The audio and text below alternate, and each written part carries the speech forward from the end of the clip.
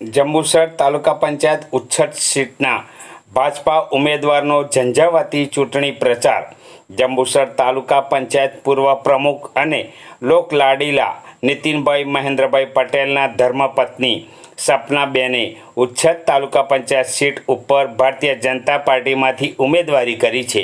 સ્થાનિક સ્વરાજ્યની ચૂંટણીને હવે ગણતરીના દિવસો બાકી છે, ત્યારે દરેક ઉમેદવાર પોતાની જીત માટે કમર કસી છે।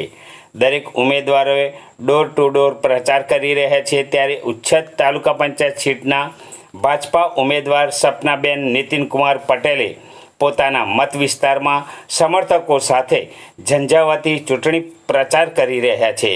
ઉચ્છલ તાલુકા પંચાયત સીટના ગામોનો સર્વાંગી વિકાસ થાય તે માટે અગ્રણીઓ સમર્થકો સાથે ડોર ટુ ડોર સંપર્ક કરી રહ્યા છે।